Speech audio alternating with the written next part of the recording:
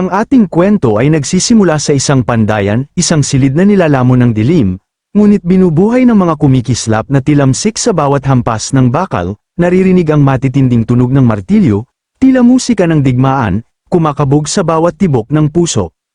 Isang malaking lalaki, nag-iisa, nakatindig na parang haligi ng bundok, bawat pagtaas ng kanyang martilyo ay parang pag-angat ng kapalaran, at bawat pagbagsak nito ay nagbubukas ng apoy na nagbibigay liwanag sa paligid. Ang matandang panday na ito, hindi basta gumagawa ng bakal, kundi humuhubog ng isang bagay na higit pa sa sandata, isang bagay na may kapalarang nakaukit sa kanyang mga palad.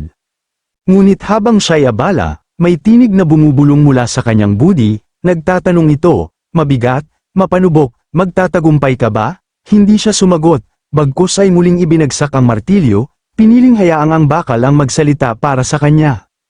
Ngunit ang budi ay mapilit, muling nagtanong, talaga bang itutuloy mo ang paghihiganti? Sa wakas, nagsalita ang panday, malamig at mabagsik, umalis ka, kung kalokohan lamang ang iyong dala. Ngunit hindi tumigil ang budi, at sa halip ay nagpaalala, ito ba'y dahil sa iyong pagkakasala, ang apoy na ipinapakita mo ngayon? Dapat sana'y ginamit mo noon pa, ngunit huli na. Muli, dumagundong ang hampas ng martilyo, kumislap ang mga tilamsik, at sa bawat liwanag ay bumukas ang pinto ng nakaraan. Nakita niya ang sarili, tumitingala sa isang babae, binibigkas ang pangalang Sholha, isang pangalan na puno ng lamang at alaala. Sumunod na alaala, isang bandilang itinaas, hudyat ng pananakop, mga gusaling gumuho, lupaing nilamon ng abo, lumuhad ang panday sa harap ng pagkawasak, at doon lumitaw ang mukha ng kanyang yumaong ama. Nakita niya kung paano ito nawala, at sa kanyang dibdib ay sumabog ang galit, ang pagkabigo, sumigaw siya, nagngingit-ngit, isinumpa ang mga kaaway, ipinangakong maghihiganti sa lahat ng may kagagawan. Bumalik sa kasalukuyan, ibinaba ng panday ang kanyang martilyo, mabigat, puno ng pasya, nakatindig ang kanyang budi, nakatiklop ang mga bisig, at mariing ipinaalala, ikaw ang nagsasalita ng paghihiganti, ngunit ikaw rin ang lumikha ng mga sandatang pumapatay. Huli na. Ipinikit ng panday ang kanyang mga mata, saglit na naglakbay sa alaala, binuksan niya ang mga ito, malamig, matatag, wala akong pakialam, bulong niya, ngunit ang tinig ay parang kulog, ang kanyang mga mata ay nagningning ng determinasyon, at sa huling salita ay pinagtibay ang kanyang pasya, hindi magbabago ang aking landas. Lumipas ang panahon, isang figura ang lumitaw, may hawak na kahon, ang panday, nakatayo siya roon, tila bato sa gitna ng unos, iniisip ang panday ng blood cult, sa loob ng 15 taon, siya'y nabuhay bilang kasangkapan ng kadiliman, tinaguri ang demon craftsman, bawat alaala ay bumabalik habang siya'y humaharap sa isang napakalaking gusali, tila tore ng kapangyarihan. Alam niya, hindi na mababago ang mga trahedyang nilikha ng kanyang sariling kamay. Tumingala siya, binasa ang pangalan ng gusali, at sa kanyang matalim na tingin ay nagpasya, kung ang nakaraan ay hindi magbabago, ngayon, sa pamamagitan ng kanyang sariling mga kamay, tatapusin niya ang lahat. Isang tinig ang sumigaw, nagngangalit, dumating na ang demon craftsman, nagsimula ang panday sa kanyang paghihiganti. Napakalawak ng lugar, libu-libong tao ang nakahanay sa magkabilang panig, parang dagat ng mga kaluluwa. Muling sumigaw ang tinig, lumuhad ang lahat, at sabay-sabay na umalingaw-ngaw ang sigaw ng masa, mabuhay ang demonyo. Mula sa gitna ng hukbo, lumitaw ang isang general, nakatindig na parang haligi ng kapangyarihan, mariin niyang ipinahayag, ang demonyong sekta ay bumaba sa mundo ng mga mortal, at sa loob ng 15 taon ay sinakop ang kapatagan, ang blood cult ay umakyat bilang tunay na Panginoon ng mundong martial. Pinanood ng lahat ng may paggalang, habang muling nagsalita ang general, ang kataas-taasang Panginoon ang gumawa ng lahat ng ito, at muling sumigaw ang masa, sabay-sabay, purihin ang Blood Demon Lord. Doon, nakita natin ang figura ng monarka, nakaupo siya ng relax, tila walang pakialam, ngunit ang kanyang presensya ay nagngangalit, isang kumikinang na pulang aura ang pumalibot sa kanya, at ang kanyang mga mata, naglalagablab na pula, ay nakatuon sa kanyang general, parang apoy na handang lamunin ang mundo. Naglakad pasulong ang panday, mabigat ang bawat hakbang, habang ang lahat ay nananatiling nakaluhod sa paggalang, ang general, nakatindig na parang tore, ipinakita ang kanyang paggalang sa Demon Lord at mariing ipinahayag, dumating na ang Demon Craftsman upang iharap ang 11 na banal na sandata. Humakbang pasulong ang panday, at sa kanyang isipan ay damaloy ang katotohanan, ang gagawin niya ay hindi kailanman maglilinis sa kanyang mga kasalanan, nauunawaan niya yon. Ngunit hindi siya nag-atubili, tumungo siya sa isang tuhod, iniharap ang sandata sa general, itinaas ito na parang alay ng kapalaran. Tiningnan ng general pababa, matatag ang ekspresyon, at binuksan ang kahon, ngunit biglang nagbago ang kanyang mukha, naguluhan, sapagkat walang laman ng kahon. Gayunpaman, sa ating mga mata, malinaw ang nakikita, isang punyal na lumulutang, napapalibutan ng kumikislap na lilang aura, dahan-dahan itong tumaas, nakaturo sa general, tila hinuhusgahan ang kanyang kaluluwa. Kumunat ang mga mata ng Panday, at sa kanyang dibdib ay sumiklab ang pasya. Ngayon, wawakasan niya ang lahat. Inihanda niya ang sandata na siya mismo ang humubog. Ang general ay nagulat, ngunit ang Demon Lord ay nanatiling nakaupo, malamig, walang pakialam, mabilis na sumugod ang Panday, parang kidlat na bumaba sa lupa. Sumigaw ang general, anong panlilinlang ito, basura ka. Ngunit huli na, sa isang iglap, napabagsak siya ng Panday. Sugatan, nagsisimulang maunawaan ang nangyari. Puspos ng galit, sumugod ang Panday patungo sa kanyang tunay na target, ang Demon Lord. Itinulak niya ang sandata ng buong bilis, gumagalaw na parang hangin na humahati sa mundo. Tumama ito, lumikha ng isang nakabibinging shockwave na yumanig sa gusali, nagpatakas sa lahat ng naroroon, ngunit may mali, naguluhan ng Panday. Nakita natin kung bakit ang Demon Lord, walang bakas ng takot, itinaas lamang ang isang daliri at hinadlangan ang atake, walang pinsala. Hindi makapaniwala ang Panday, ngunit ayaw niyang sumuko, nag-channel siya ng martial skill, lilang enerhiya ang pumalibot sa kanyang kamay, kumikislap na parang apoy ng mga Diyos, ibinuhos niya ang lahat ng kanyang lakas, ang kanyang buhay, ang kanyang enerhiya, ang lahat, ang sandata ay lumapit sa mga mata ng Demon Lord, at sumigaw ang Panday, ako ang magwawakas sa iyo dito. Nagkonekta ang sandata, ang Demon Lord ay naitulak, bumangga sa pader, sinusubukang pigilan ng puwersa, ang banggaan ng martial skill ay nagngangalit, at ang lahat ay nagtatakbuhan, nagtatago mula sa unos, isang tao ang sumumpa sa Panday, nagtatanong kung paano siya nagkaroon ng ganoong kapangyarihan.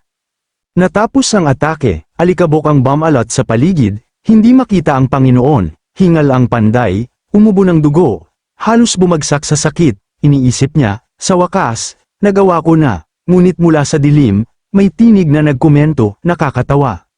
Nagulat ang Panday, kilala niya ang tinig na yun, hindi ka panipaniwala ang eksena, mula sa alikabok, lumitaw ang Demon Lord, tinanggal ang sandata mula sa kanyang mukha, kalahati ng kanyang mukha ay nawala, ngunit nanatili siyang kalmado, tila walang mali.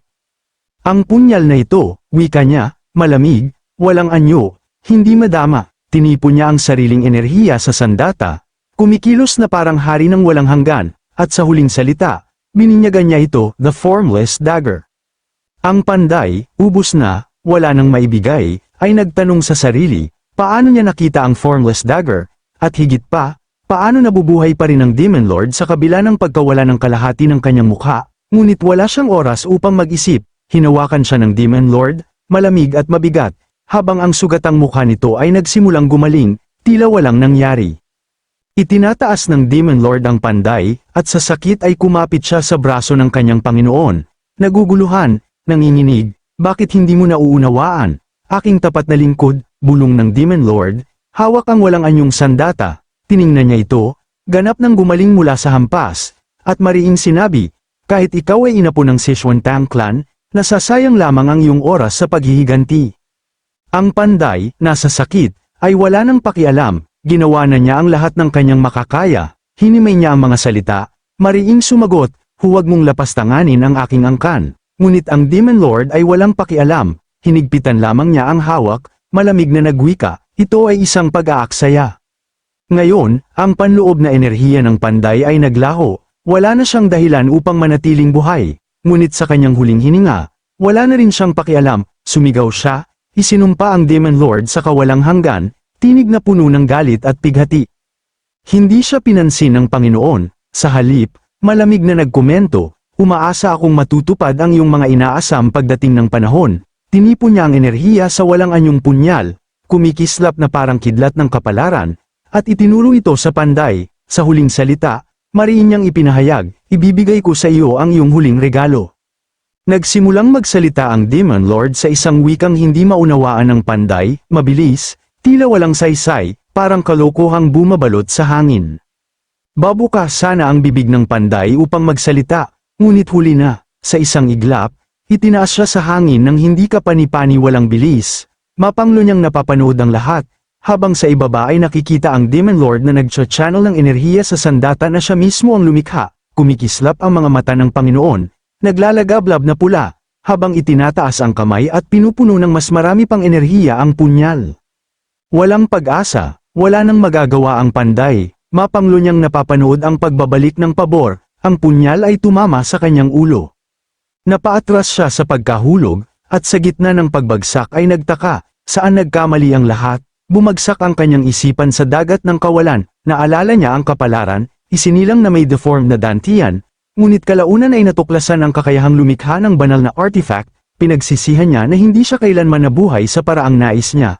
Kahit isang beses, habang lumalabo ang kanyang isipan, nagtanong siya, kung alam niya ang kinabukasan, may magagawa pa kaya siya? Nagdilim ang kanyang isipan, dahan-dahan niyang binuksan ang mga mata sa dagat ng kawalan, nagtataka kung magkakaiba kaya ang mga bagay, tumingala siya, nakita ang liwanag, at sinubukang abutin ito. Ngunit sa araw na umabot sa rurok ng kapangyarihan ng kulto ng demonyo, ang buhay ng pinakamahusay na banal na craftsman sa ilalim ng mga langit, ang demon craftsman, si Dang Siwon, ay nagwakas. Ngunit sa kadiliman, may mga ingay, unay mahina, ngunit palakas ng palakas, dahan-dahan niyang binuksan ang mga mata, at nakita ang pagkain sa harap niya, isinara niya ang mga ito, iniisip na panaginip lamang, biglang, isang kamay ang damapu sa mesa, malakas, sumisigaw, kumukuha ng kanyang atensyon, tumingin siya, at nakita ang isang batang taong galit, hindi niya alam kung bakit, nakikinig ka ba? Tanong nito, ngunit ang Panday, ang bida, ay mas nababahala kung nasaan siya. Tumitingin siya sa paligid, nakita niya ang isang utusan na nakamasid, naroon dahil sa maingay na lalaki, masakit ang kanyang ulo, ngunit nakikita rin niya ang mga taong kumakain, naguguluhan pa rin, nagtatanong kung bakit siya humihinga pa rin, at bakit napakatotoo ng lahat. Nagtaka siya, ano ang nangyari sa Demon Lord? Biglang tumayo ang galit na tao, naasar na hindi pa siya sumasagot, may tumawag sa kanya, nagsasabing kailangan niyang magising, lumapit ang galit na tao, at tumingala ang bida, naguguluhan pa rin, isang kamay ang bumagsak sa kanyang ulo, at naramdaman niya ang sakit, hindi ito panaginip, gising ka na ba? Tanong ng galit na tao. Sa wakas, naalala ng bida kung sino ang mga ito, sina Junam Paiong, Manguwak, at Liu Song, bigla niyang naalala ang isang bagay, mabilis siyang tumingin sa likuran nila, at nakita ang dalagita sa sahig, umiiyak, tinatakpan ang sarili, tumatawag sa kanya, agad na bumalik ang alaala, ang taong pumanaw sa kanyang nakaraan.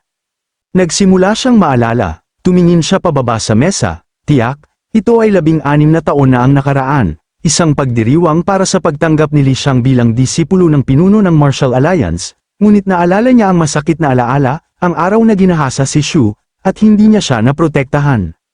Tiningnan niya ito, hinahanap ng tulong, pinagtibay niya ang sarili, tumingin sa kanya, at kinumpirma, tiyak, iyon ang araw, hindi siya nananaginip, dahan-dahan niyang hinubad ang kanyang jacket, wala siyang pakialam kung anong araw ito o nasaan siya, hindi mahalaga, lumuhad siya sa dalagita, pinatapang ito, sinabing magiging maayos ang lahat, habang isinusuot ang jacket sa paligid nito. Aayusin ko ito, bulong niya, habang naguguluhan si Li Hu Song, inilagay niya ang parehong kamay sa balikat ng dalagita, humingi ng paumanhin na hindi niya ito naprotektahan noon, iniisip niya, kahit ito ay panaginip, babaguhin niya ang lahat dito.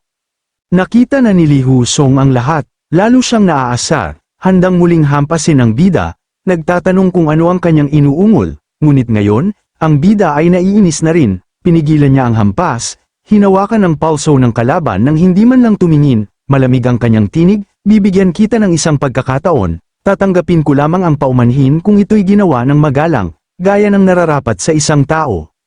Hinampas palayo ni Li Hu Song ang kanyang kamay, mariing nagsabi, ako ang unang nambighani sa iyo, sinunod ko lamang ang iyong ginawa, wala akong ginawang mali, gusto mo bang mamatay dahil dito? Ngunit ang bida, pinupunasan ng sarili, dahan-daang tumayo, at nagkomento, ang aking kapatid ay tunay na matalino sa kanyang ginawa, tama ang kanyang ginawa, at tinatanggihan ko ang iyong kasunduan. Nagngangalit si Li Husong, sumigaw, tumigil ka o pipigain kita. Ngunit wala nang pakialam ang bida. Tinuyan siya, malamig na nagsabi, tatanggihan ko rin ang iyong kasunduan, sa pagtingin pa lang sa iyong mukha. Namula ang mukha ni Li Husong, galit na galit, sumisigaw, tumahimik ka. Ngunit hindi tumigil ang bida, nagkomento pa, mabaho ka rin, paano ka magugustuhan ng sinuman?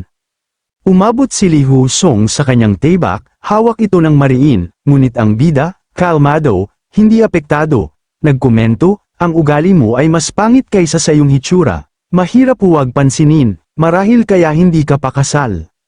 Mabilis na sumugod si Li Husong, nagbabanta, wala nang bibig na tatakbo ka kapag natapos ko na ito, inatake niya.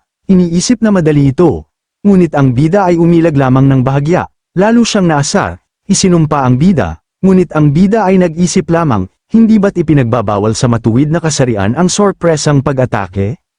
Sunod-sunod ang mga atake ni Li Husong, desperado. Ngunit ang bida ay naglakbay sa alaala ng kanyang nakaraang buhay, kung paano siya noon ay hindi nakalaban, napalo lamang, habang iniiwasan ang mga hampas, tumalon siya pabalik, lumikha ng espasyo, at ngumiti ng may masamang ngisi, yun lang ba ang kinakailangan para atakihin mo ako? Sabay abot sa kanyang mga sandata. Nabigo si Li Husong, tinawag siyang mayabang, iniisip na malakas siya dahil lang nakailag. Ngunit mabilis na sumugod ang bida, handang salubungin siya. Bago magtagpo ang kanilang mga atake, gumamit si Li Husong ng martial arts skill, mariing nagsabi, hindi ka na makakatakas, tapos ka na. Nagtagpo ang mga sandata, humahadlang ang bida, dalawang sandata laban sa tebak, nag-aalala si Li Xiang, hindi makapaniwala sa kanyang nakikita. Ang bida ay ngumingiti, akala mo ba babagsak ako sa ganoon lang? Sa pagkalito, ginamit ng bida ang lahat ng kanyang lakas. Dahan-dahan niyang inilipat ang isa sa kanyang mga sandata, binago ang balanse ng pag-atake, nawala ng balanse si Li Hushiang, naguguluhan, habang itinutulak ng bida ang talampalayo, lumilikha ng pagbukas, nakita niya ang pagkakataon, mabilis na inatake, nagkonekta ang hampas, ipinadala si Li Hushiang na lumipad pabalik, tumalbog, dumausdos sa lupa, halatang nasa sakit. Tama na ang bida, handa na siyang tapusin ito, kumikislap ang kanyang mga mata ng pula, naglalagablab ang hanggerang pumatay, hindi na siya magpipigil, nararamdaman ni Li Husong ang pagbabago, nag-aalala, nakikita niyang seryoso na ang laban. Sa isang iglap, gumalaw ang bida ng napakabilis, parang anino, humakbang pasulong, nakalok sa kanyang target, kumikislap ang kanyang mga mata. Pulang aura ang pumapalibot sa kanya, nakatigil si Li Husong, takot, pinalitan ng bida ang mga kamay ng kanyang sandata, hinawakan ito, papasok. Takot na si Li Husong, natatakot sa kanyang buhay, sinubukan niyang tumawag, huminto ka, ngunit huli na, sa isang bagsak, nagkonekta ang atake, at ang kanyang braso ng tebak ay lumipad sa hangin, bumagsak siya sa tuhod, nagngangalit ang ngipin sa sakit. Ngunit narinig niya ang tinig ng bida, malamig. Hindi pa ito tapos, maaga pa, nakatayo siya sa ibabaw nito. Pulang mata, nakalok sa kanya, natatakot si Li Husong, ngunit ang bida ay mariing nagsabi, nagsisimula pa lang tayo.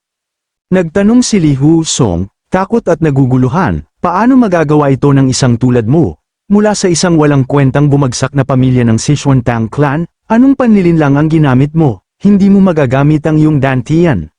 Sa sandaling yun, bumalik ang alaala ng bida, ang kanyang nakaraang buhay, ang mga sugat, ang mga pagkatalo, mga paalala kung bakit hindi niya maaaring hayaan na mangyari yun muli, at sa kanyang dibdib, ninakaw niya ang determinasyon upang matiyak na hindi na ito mauulit. Bumalik ang bida nang marinig niyang sigaw ni Li Husong, babalikan kita, ano man ang mangyari, ngunit malamig ang mga mata ng bida, walang bakas ng awa, wala siyang pakialam, sa kanyang nakaraang buhay, naranasan na niya ang napakaraming bagay upang mag-alala pa ngayon. Humakbang siya pasulong, mabigat, tiyak, at mariing nagkomento, tama ka sa isang bagay, Li Husong, nagsimulang gumapang pabalik ang kalaban, nanginginig, nagmamakaawa, huwag kang lumapit, ngunit hindi siya pinakinggan.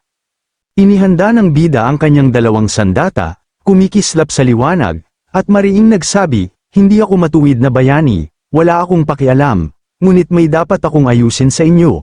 Para sa nangyari, nagsimulang umiyak si Li Husong, nakikita ang papalapit na anino ng kamatayan, ang bida, tiwala sa sarili, malamig ang tinig, Tiningnan siya ng diretso at itinuro ang kanyang mga sandata patungo sa kanya. Ang susunod na pag-atake ay magiging wakas mo. Ang dalawang kaibigan, tila mga estatwa sa gitna ng kaguluhan, ay nakatigil sa kanilang kinatatayuan.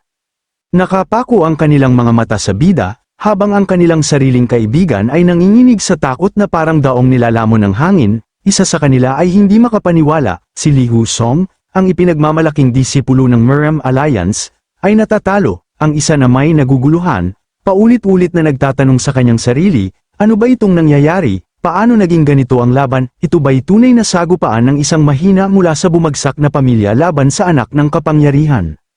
Lumawak ang mga mata ng isa pang kaibigan, puno ng pagkabigla, hindi ito dapat mangyari, dapat ay isang iglap lamang, isang laban na madaling tapusin, ngunit ngayon, ramdam niya ang pangangailangan na kumilos, tinipon niya ang lahat ng lakas ng loob. Bagaman nanginginig ang kanyang tinig, at magalang na sumigaw, binata mula sa Tang Clan, maaari bang itigil mo na ang iyong pag-atake? Napatigil ang bida, ang mga salitang iyon ay parang muling bumukas na sugat sa kanyang alaala. Naalala niya kung paano ginawang impyerno ng tatlong ito ang kanyang nakaraang buhay. May utang silang dapat bayaran, dahan-dahan niyang inilipat ang kanyang intensyon patungo sa kanila. Nang tumama ang kanyang tingin, ang mga kaibigan ay napaatras. Nanginginig, ramdam ang malamig na apoy sa kanyang mga mata, alam nila, kung magtatagal pa sila ang susunod na magiging biktima, kaya't ang grupo ni Li Haosheng ay nagmadaling tumalikod, tumakbo palayo, at isa pa'y magalang na nagsabi, ako na ang mauuna. Tumalikod ang bida, ngunit ang kanyang aura ay patuloy na nagngangalit, parang bagyong nagbabadya ng kapahamakan, doon nakita ang pinagmulan ng nakakatakot na enerhiya, ang kanyang pangunahing lakas ay labis na nagagamit, ang kanyang katawan ay pinipilay ng bigat ng demonyong enerhiya na pilit na kumakawala. May dugo sa kanyang mukha, pinunasan niya ito, at sa kanyang isip ay malinaw, kailangan niyang tiisin, kailangan niyang pigilan ang paglabas ng demonyong lakas. Tinawag niya si Li Husong, na halatang nanginginig, malamig ang kanyang tinig, hamakin mo ako kung nais mo, wala akong pakialam, ngunit bilang tao, bilang miyembro ng matuwid na sekta, dapat mong maunawaan ang bigat ng iyong mga aksyon. Dapat mong malaman ang pagkakaiba ng tama at mali.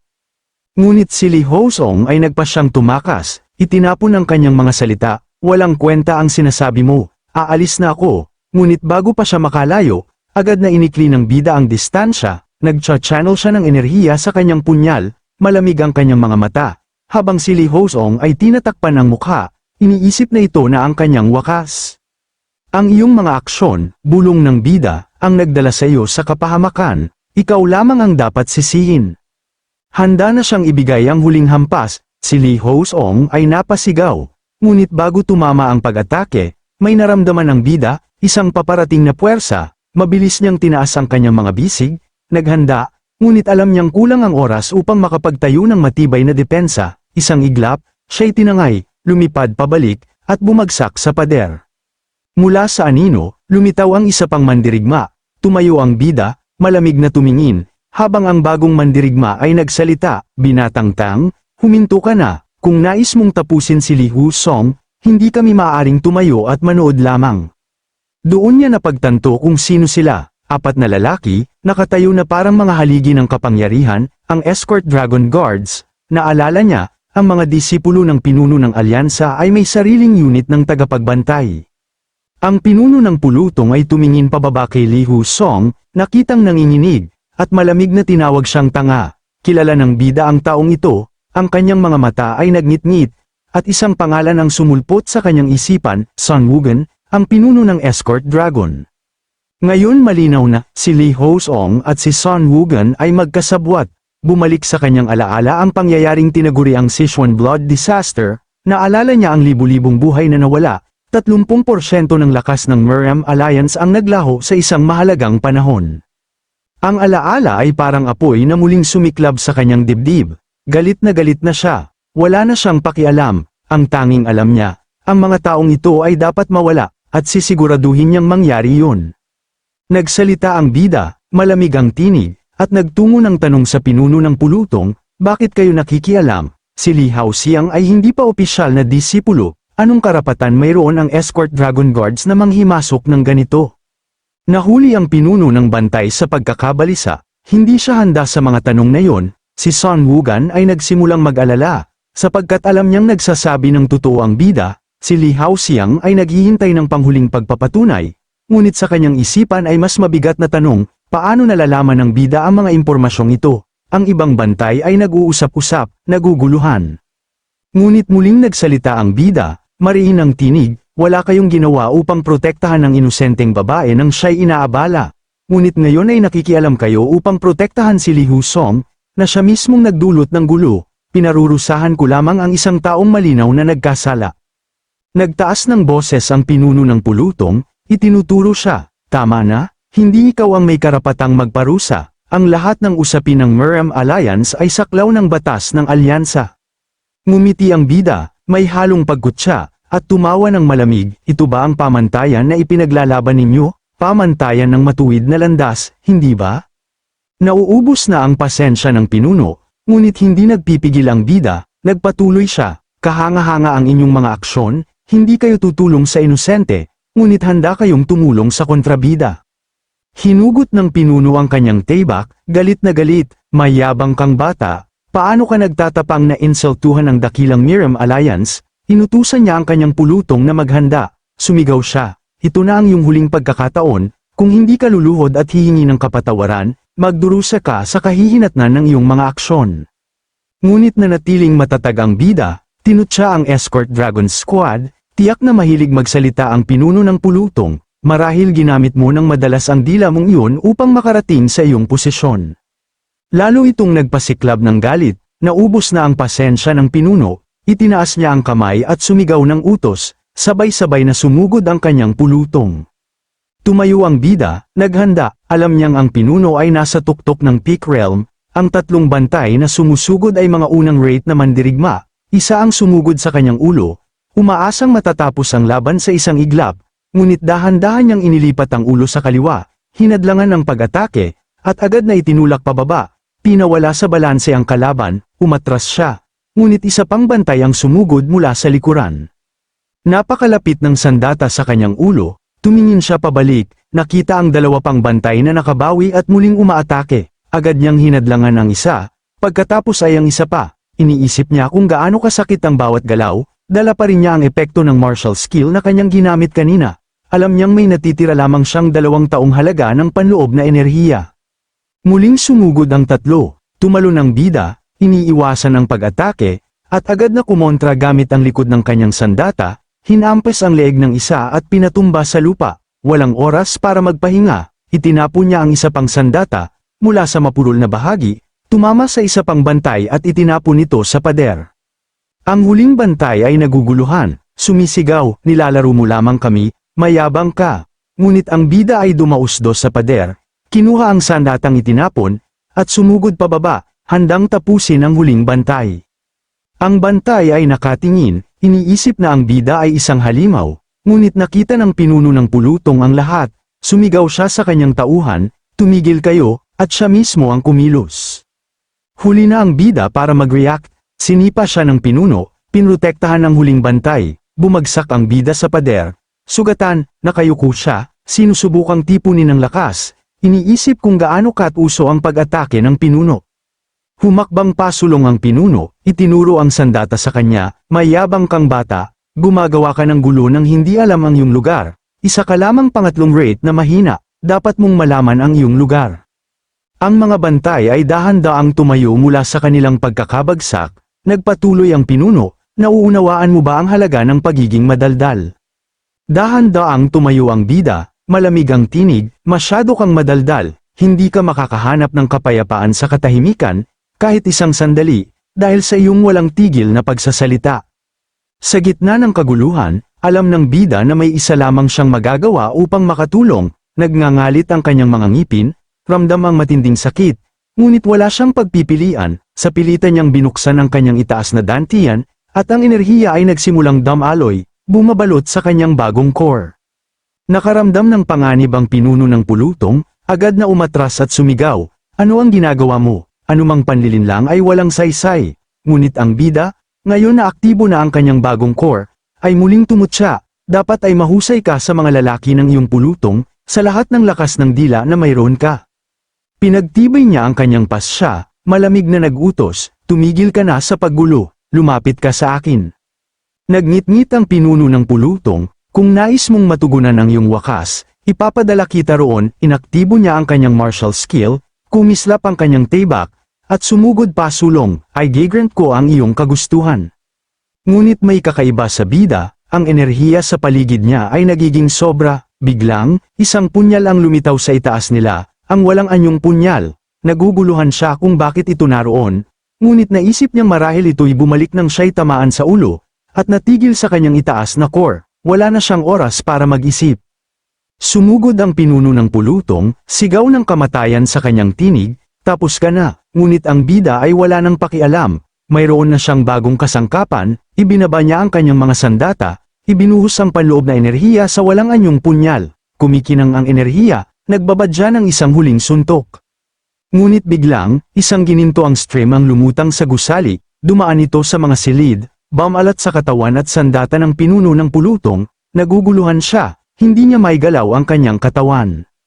Isang hakbang ang umalingaw-ngaw, tumingala ang bida, at nakita ang isang matandang lalaki, lumalakad patungo sa kanya, nakabalot sa gininto ang aura, inilagay ng matanda ang kamay sa kanyang balikat, malamig na nagsabi, ang kapangyarihan na nais mong gamitin ay hindi maaaring gamitin ng walang ingat.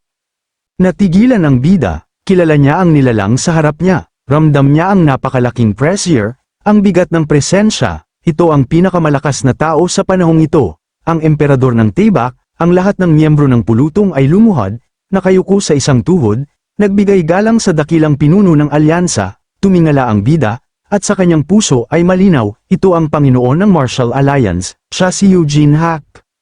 Nanatiling tahimik ang bida, tila nilulunod ng dagat ng kanyang mga iniisip, para bang nakakita siya ng multo na bumabalik mula sa kailaliman ng nakaraan, nagngangalit ang kanyang mga ngipin, kumakaskes na parang bakal na nagbabanggaan, ang kanyang mga mata ay dahan-daang lumulubog sa kalungkutan, habang rumaragasa ang mga alaala ng digmaan, ng dugo, ng pagkatalo. Naalala niya ang panahon nang lumala ang banggaan sa pagitan ng Blood Cult at Miriam Alliance. Laban pagkatapos ng laban, parang walang katapusan, hanggang sa tuluyang naging malinaw na ang Miriam Alliance ay gumuho sa bigat ng kapalaran, nang kumalat ang balita, karamihan sa mga tao ay lumuhad sa harap ng Blood Cult, nanginginig sa takot sa kamatayan, ngunit ang pinuno ng alyansa, kasama ang kanyang sekta, ang Wudang Sect, ay ibang uri, hindi sila yumuko, hindi sila sumuko, pinigilan nila ang lahat ng kanilang makakaya, kahit pa ang mundo ay tila bumabagsak sa kanilang paligid. At naalala ng bida ang sandaling dumating ang pinuno ng alyansa, ang tagapagbantay ng lupain, tangan ng kanyang tibak na kumikislap sa gitna ng dilim, upang muling sumabak sa digmaan, doon, sa gitna ng apoy at dugo. Nadama ng bida ang matinding pagsisisi, alam niya, sa kaibuturan ng kanyang puso, na ang kamatayan ng pinuno ng alyansa sa kanyang nakaraang buhay ay nakatali sa banal na artifact na siya mismo ang lumikha. Bumalik ang kanyang diwa sa kasalukuyan, bumaba ang bida, mabigat ang bawat hakbang, upang kunin ang isa sa kanyang mga sandata. Alam niya, hindi ito ang oras para maging sentimiento, pinatalas niya ang kanyang tingin, parang kidlat na handang tumama, habang inihahanda ang nakatagong punyal, iniisip niya, hindi kailanman nakita. Hindi kailanman naramdaman ng pinuno ng alyansa ang presensya ng sandatang ito. Tiningnan niya ang pinuno ng alyansa, at muling bumalik sa kanyang alaala, hindi rin ito naramdaman ng Blood Lord hanggang sa siya ay atakihin. Ngunit sa kanyang dibdib, alam ng bida na hindi pa siya ligtas, nagsimula siyang pagpawisan, bawat patak ay parang mabibigat na bato, iniisip niya ang pinakamalala, paano kung atakihin siya ng pinuno ng alyansa, ano ang kanyang magagawa? Kaya ba niyang mag-counterattack gamit ang sandata? Dahan-dahan, maingat, sinubukan niyang ihanda ito, parang ahas na nagtatago sa damuhan. Ngunit sa sandaling yun, tumawa ang pinuno ng alyansa, isang tawa na parang kamakalabog sa kalangitan, isang tawa na nagbabadya ng misteryo, napansin niyang kakaiba, ang bagay na kanyang hinahanap ay hindi niya nararamdaman, isang pambihirang karanasan para sa kanya. Kinabahan ng bida. Alam niyang ang tinutukoy ay ang nakatagong punyal, naging mapaghinala ang pinuno ng alyansa, tumingin pababa, puno ng pag-usisa, parang naguhukay ng lihim, at saka siya nagkomento, malamig ngunit mabigat, ang bida ay isang napakakawili-wiling tao. At sa sandaling yon, naramdaman ng bida ang bigat ng mga salita, parang mga kadena na pumipiga sa kanyang dibdib, bumabalot sa kanyang kaluluwa, at nagbabadya ng kapalarang hindi niya matatakasan. Ngunit biglang, may tinig na nagkomento, dapat daw ay natakot ang babae sa nangyari. Mabilis na napalingon ang bida, at doon niya naalala, si Soul ay naroon. Pinapanood niya ang isang nilalang na marahas ngunit maingat na tinamaan ang pressure points ni Soul. Pinatulog ito, sabay bulong ng mga salitang parang awit ng ina, maayos na ang lahat, munting bata. Sa wakas, nakita natin kung sino ang misteryosong ito, isang matandang babae. Tiningnan niya si Soul ng may pagmamahal na parang yakap ng isang ina sa kanyang anak. Habang dahan-daang inihiga ang ulo nito sa kapahingahan, nagkomento siya, maayos na ang lahat ngayon, magpahinga ka muna bago muling tumayo. Tumayo ang matandang babae matapos tiyakin ang ginhawa ni Soul. Ngunit ang bida ay lalong nabalisa, hindi man lang niya naramdaman ang paglapit ng taong ito, kailangan niyang malaman, sino ba talaga siya. Nagsalita ang matandang babae, tinawag ang pinuno ng alyansa na maliit na paslit. Hinihingi niyang malaman kung bakit ito umalis ng mabilisan. Nagkomento siya na naramdaman niya ang dambuhalang enerhiya na nagmumula rito, at walang oras na dapat masayang. Akala niya may gulo, pagkatapos ay humingi siya ng paumanhin, tinawag itong Boyan. Habang naglalakad siya, hinanap ng bida ang kanyang mga alaala, at doon nakilala ang pangalan. Siya kaya ang taong yun, ang banal na manggagamot, dating pinuno ng sekta ng Aimei, ang tagapag-alaga ng tigre. Pinapanood niya ito habang dahan-daang hinihimas ang kanyang balikat, minamasahe na parang tinatanggal ang bigat ng daigdig. Ngayon, paano nangyari na ang pinakamakapangyarihang lalaki sa buong lupain ay nagpakita rito? Tila walang saysay, kaya balikan natin ang 15 minuto upang masilip ang kanyang ginagawa. Nakita natin sina Boyan at ang pinuno ng alyansa na magkasamang kumakain. Nagkomento siya, paulit-ulit na binabalaan ito, ang mga ahas, ang mga tiwaling opisyal, hindi kailanman nagbabago. Nanatiling tahimik ang pinuno, nakalubog sa kanyang nakaraan, napakaraming tao ang nagtaksil sa batas at kaayusan, tumigil sa pag-aalala sa bayan, iniisip lamang ang sarili, iyon ang dahilan kung bakit siya kumilos, kung bakit siya naging pinuno ng alyansa, upang ituwid ang mga bagay, ngunit nadama niya ang kahihiyan, sapagkat sa kanyang panahon bilang pinuno, walang tunay na nagbago. Winakasan niya ang kanyang mga iniisip, binuhusan ang sarili ng mas maraming alak. Tinanong siya kung akala niya ay madaling ayusin ang lahat, tinawag siyang hanggal na matanda. Parehong tumingin sila sa tanawin, nagninilay kung paano nauwi sa ganito ang lahat.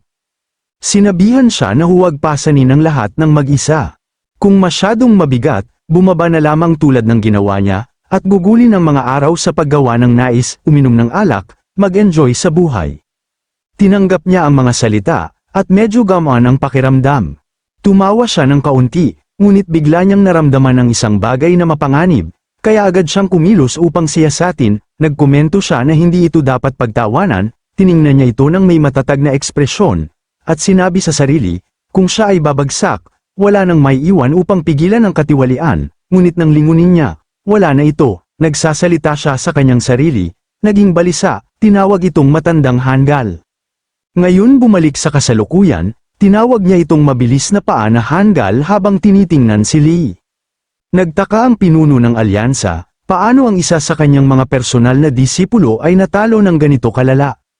Sinuri niya ang pinsala, nagkomento, huli na ang lahat, kahit ang dakilang banal na immortal mismo ay narito, ang pinsalang ito ay hindi na mababalik, pinapanood ng pinuno ng pulutong, mukhang balisa, iniisip niya kung paano ang bida, gamit ang kanyang mga kasanayan, ay pinabagsak si Lee, isang unang rate na eksperto, ang bida ay dapat na isang mahina sa pangatlong rate na antas, kailangan niyang makahanap ng paraan upang makalabas sa sitwasyong ito. Tumayo siya, malamig ang tinig, at tinawag ang bida.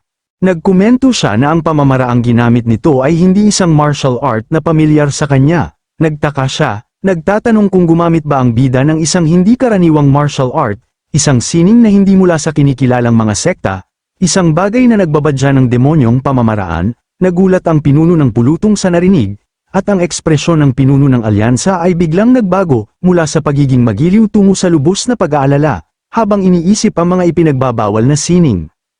Pinalabas niya ang kanyang aura, isang puwersang nagngangalit na parang bagyong bumabagsak mula sa langit, ang pressure ay dumagundong, pinilit ang lahat ng naroroon na lumuhad, lahat maliban sa kanya, nakita ng pinuno ng pulutong ang pagkakataon, at sumigaw ng may kasigasigan. Tama ang sinabi niya, ang bida ay isa lamang pangatlong rate na mandirigma na gumamit ng hindi kilalang martial arts upang talunin ang isang unang rate na mandirigma. Nagngangalit ang mga ngipin ng bida, kumakaskas na parang bakal na pinipiga ng galit. Nagpatuloy ang pinuno ng pulutong, nakatingin sa pinuno ng alyansa, inaangkin na hindi niya nais lumaban, ngunit bilang isang naglalakad sa matuwid na landas, wala siyang magagawa kundi kumilos laban sa mga demonyong pamamaraan. Tumingin pababa ang pinuno ng alyansa sa bida, na nakikipagpunyagi sa napakalaking pressure, at nagtanong, totoo ba ang sinabi ng pinuno ng pulutong, paano mo ipapaliwanag ang sitwasyong ito? Tumugon ang bida, malamig at matatag, walang dapat ipaliwanag. Nakikipagpunyagi sa pagtayo, sinabi niyang gumamit siya ng martial arts mula sa kanyang pamilya. Tumayo siya, at idineklara na kahit bumagsak ang kanyang angkan, siya ay nananatiling mapagmataas na miyembro ng Sichuan-Tang clan. Ang sinumang nang ahas na saktan ang kanyang pamilya ng may masamang hangarin ay hindi makakatanggap ng awa, kundi ng kanyang galit. Pinilit niya ang kanyang sarili sa isang posisyong panglaban, at ipinaliwanag na niya ang sitwasyon bilang paggalang sa pinuno ng alyansa, ngunit tapos na yun, mula sa puntong ito pasulong, wala na siyang awa, kailangan pa rin niyang harapin si Lee, na naglapastangan sa kanyang pamilya ng may masamang hangarin. Pinalabas ng bida ang kanyang espiritu ng pakikipaglaban, malamig ang kanyang mga mata, at inihanda ang kanyang mga sandata. Sinabi niya na kahit ang kanyang kalaban ay ang pinuno ng alyansa mismo, aabot siya kay Lee, kahit na kailangan niyang labanan ang pinuno ng alyansa upang gawin ito. Ang aura ng pinuno ng alyansa ay lumakas, umabot sa punto ng pagsakal. Nagtanong siya kung tunay na handang itapon ng bida ang kanyang buhay dahil dito. Ang kanyang handgerang pumatay ay nakatuon sa bida, muli, kumislap ang gininto ang aura ng pinuno ng alyansa, parang araw na sumasabog sa gitna ng dilim. Napansin ng bida ang pagbabago, kahit sa gitna ng pakikipagpunyagi sa nakakapighating pressure, hiniling ng pinuno ng alyansa ang isang sagot, mas mahalaga ba ang paghihiganti na ito kaysa sa iyong buhay? Itinuro niya ang kanyang taybak, kumikislap, patungo sa bida.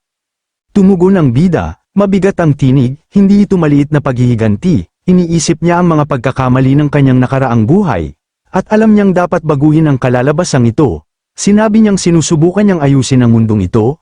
Unti-unti, hakbang bawat hakbang, nagulat ang pinuno ng alyansa, sapagkat ninakaw ng bida ang kanyang determinasyon. Idineklara ng bida na gagawin niya ito, kahit magbayad siya ng kanyang buhay. Ang mga salitang iyon ay umalingaw-ngaw sa puso ng pinuno ng alyansa, nakilala niya ito bilang landas na minsan niyang nilakaran.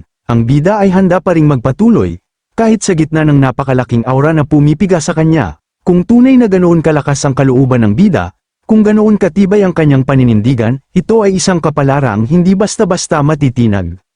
Nagsimula siyang magsagawa ng isang pamamaraan, isang galaw ng taybak na tila sumasayaw sa hangin. Ginaisang nito ang bida, pinukaw ang kanyang diwa habang pinapanood niya ang unti-unting pag-unfold ng misteryosong pamamaraan. Ang pinuno ng alyansa ay damaloy mula kanan patungong kaliwa.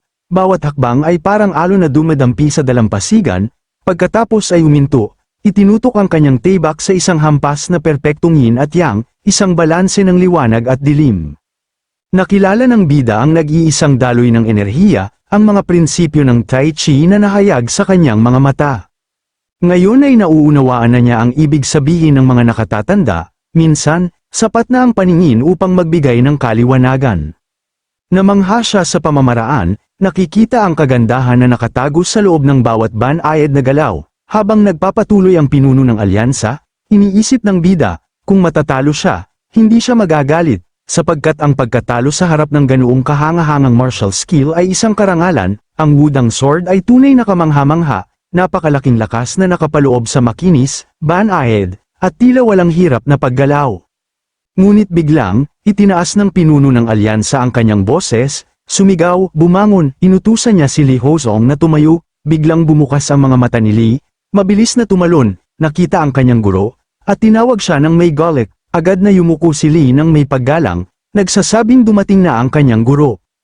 Nakatayo roon ang bida, naguguluhan sa biglang pagbabagong ito ng mga pangyayari, humakbang pasulong ang banal na manggagamot, tumingin pababa kay Lee, at malamig na nagsabi, alam kong tungkulin ko bilang manggagamot na tumulong, ngunit ikaw, Lee, ang lumikha ng nakakabagabag at hindi kinakailangang sitwasyong ito. Tumingala si Lee, nagtataka kung bakit siya pinagagalitan, gayong kagagaling lamang niya mula sa bingit ng kamatayan. Nagsalita ang pinuno ng alyansa, napansin niyang ang bida ay nagpunta hanggang sa punto ng pagrisgo ng kanyang buhay para sa kanyang pamilya, isang tanda ng tunay na katwiran. Hindi alam ni Lee kung paano sasagutin, habang ang tibak ng pinuno ng alyansa ay nakabitin sa itaas ng kanyang ulo, parang kidlat na handang tumama. Nakita ni Lee ang tibak, nag-atubili, hindi makahanap ng mga salita sa harap ng banta. Nang walang sagot, tumalikod ang pinuno ng alyansa, nagkomento na nagtanong siya ng walang kwentang tanong, ngunit nagsalita si Lee, nagsasabing handa rin siyang magsapalaran ng kanyang buhay, inaangkin na siya ang unang lumapit, kaya sisi niya yun. Tama na ang narinig ng pinuno ng alyansa, malamig ang kanyang tinig, tumahimik ka, kung makarinig pa ako ng isa pang salita, lalo lamang itong babulok sa iyong isip, nanginginig sa takot si Lee. Lumapit ang pinuno ng alyansa sa bida, humingi ng paumanhin, sinabi niyang siya ang mananagot sa nangyari, at hindi dapat mag-alala ang bida, yumuko ang bida ng magalang, nagpapasalamat sa pinuno ng alyansa para sa kanyang pakikialam. Ngunit biglang tinawag ni Lee ang kanyang guro, hinihingi na malaman kung bakit siya kumakampi sa isang dayuhan laban sa sariling disipulo. Tumingin pabalik ang pinuno ng alyansa, matatag, malamig, puno ng pagkabigo, malinaw niyang sinabi, hindi pa ako nagkaroon ng disipulong tulad mo, ang kahulugan ay malinaw, hindi na si Lee ang kanyang disipulo, idineklara niya na ang parusa kay Lee ay pagpapasyahan ng bida. Itinabi ng bida ang kanyang mga sandata, handang ibigay ang parusang nararapat, tinipo niya ang enerhiya sa kanyang kanang kamay. Kumislap ang kanyang aura, at ang kanyang mga mata ay nakalock sa target, sinabihan siya ni Lee na umalis, dahan-daang tumayo, inilagay ang kamay sa tibak, isinumpa ang bida, at inihanda ang kanyang sandata, ngunit malamig na sinabi ng bida, ang kamatayan ay masyadong maawi na pagtakas. Hinampas niya si Lee gamit ang kanyang kumikinang na kamao, sumabog ang enerhiya mula sa epekto, tinarget niya ang mas mababang dantian ni Lee. Ang enerhiya mula sa suntok ay pumutok sa kanyang core, si Lee ay lumipad pabalik, tumalbog, dumausdos sa lupa, bago bumagsak sa malayong pader. Sumigaw siya sa matinding sakit, naunawa ang eksakto ang nangyari sa kanya. Ang bida, nagliliyab pa rin ng galit, malamig na nagsabi, mabuhay ka ng mahabang buhay, upang maranasan ang bigat ng iyong mga kasalanan. Nakikita ito, ang pinuno ng alyansa ay nakaramdam ng kalungkutan. Si Lee ay dating kanyang disipulo, at may pananagutan siya sa kung paano ito naging. Tinanong niya ang bida kung maaari niyang hawakan ang paghatol ng pulutong mismo. Tumingin ang bida sa kanya, pagkatapos sa pulutong. Nanginginig silang lahat sa takot, alam na natataka na ang kanilang kapalaran. Alam ng bida na titiyakin ng pinuno ng alyansa na magbabayad sila para sa kanilang mga aksyon, dahil ang pangunahing salarin ay naayos na, katanggap-tanggap ito. Yumuko siya ng magalang, nagsasabing hindi niya pinansin ang pagiging bastos ng nakababata kanina, at gagawin din niya ang parehong ngayon. Pinasalamatan niya ito sa pagpahintulot ng hustisya para sa kanyang pamilya. Naglakad siya patungo kay Seoul, dahan-daang kinuha ito. Habang siya ay naghahanda ng umalis, pinigilan siya ng pinuno ng alyansa, nabanggit niyang nais niyang bisitahin ang Tang clan sa sandaling malutas ang bagay na ito, at nagtanong kung maaari bang maglaan ng oras ang bida. Tumugon ang bida, nakatingin pa sulong, maaari akong maglaan ng oras. Tumingin siya pabalik, may bahagyang ngiti, at idinagdag, maaari tayong magbahagi ng isang magandang tasa ng tsaa.